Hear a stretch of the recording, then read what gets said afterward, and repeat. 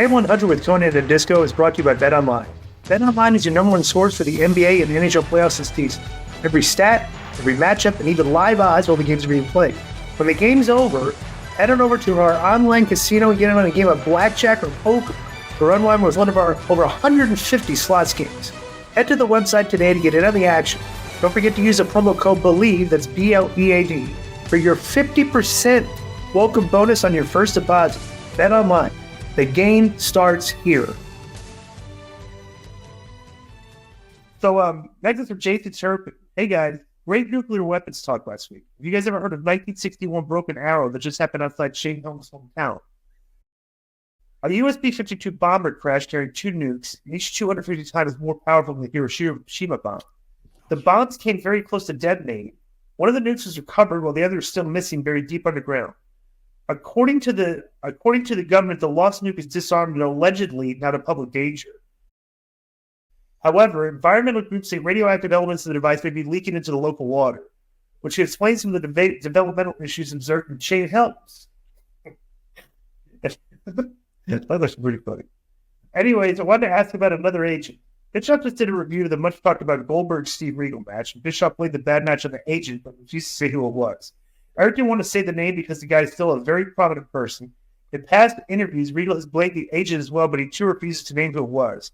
The show is called Keeping 100. Who do you think the agent was? Thanks, and that's from Jason Chirpin, Mid-Hill, North Carolina. I'll say, because we have to, keep it real here, it had to have been Arn, which is why they're probably not saying it. Because Arn was a agent for a lot of Goldberg matches and stuff. Right. So, yeah. But that's bro, if it was Terry, right? You don't think they would have said it's Terry? They would throw him under the bus in a heartbeat, right? So yes, I was because Arn's very well respected and was a good finish guy. Right, he was a very good finish guy. I'll never forget, I don't even know if Arn had a lot of respect for even me being an agent. When I was an agent, but I thought you did well. I thought I did well, right? But he was. But I always had a lot of respect for Arn and Terry as finish guys because they were just seniors. The problem was you were moving around so much that people didn't take you seriously. Right. They didn't take you seriously because he's not smart. Right, but when it came time to lay out a match, I was actually pretty good at it. Yeah, tell that to somebody like Steve Martin, who was always a good ball. I'll never forget the look on everybody's face when we were sitting in the meeting and Eric introduced Johnny Ace. Right. The agent, shoot everybody. Right. And he introduced him as the best finish guy in the business. Okay? I said, that's how Eric introduced him to us. Right. I'll never forget Terry, Arn, all of us were just looking at each other like, did you believe this? Yeah. We're all of us made eye contact with each other, like for real? I bet you whoever recommended it to Eric, and I don't even probably told him, hey, this is the best finish guy in Japan. I will say this: he what Booker said? Booker said Booker ended up working with him, and said he wasn't the best finish guy in the business. You know why? Why?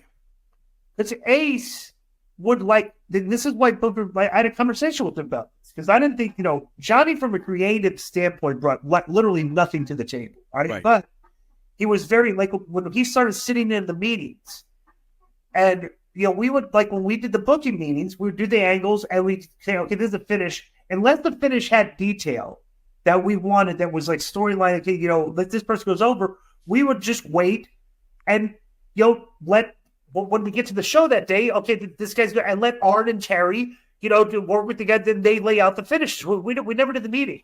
The first time we started having the meetings with Johnny would sit there and just want to go over his idea for the finish. Right. And his finishes are 7 minutes long. Right, because they're Japanese finishes. Right, that's what Booker was saying. He said the finish is so long, all I would do is get Johnny's finish and just remember that finish. Oh. And I wouldn't even have to think about the rest of the match. Just call the first 5 minutes of the match in the ring. Bro. So that's what he's doing. Here's the funniest part. When I went to New Japan, and I was wrestling this guy called Otani, who literally one day I beat out of him, and the next day I regretted it. He was the only Japanese guy that had no knee pads, right? He was the cruiserweight that was wrestling with no knee pads, right? Yeah. Not only that, I later found out that he beat me up in his hometown. You ain't going to do to me what you did last night. that type. But bro, it's kind of funny when you fight with somebody like that, you gain a mutual respect. You know what I'm saying? Right. Benoit, I had the same thing with, bro. I respected him so much more after Japan. Right. But so they're telling me the finish, and I'm thinking is when it's done, then I'm like, is this the whole match? And they're like, no, it's so much, right? Yeah, there's so much of the finish, right? Yeah. Let me wait a minute. I'm gonna have to sit down and memorize. Right. Yeah.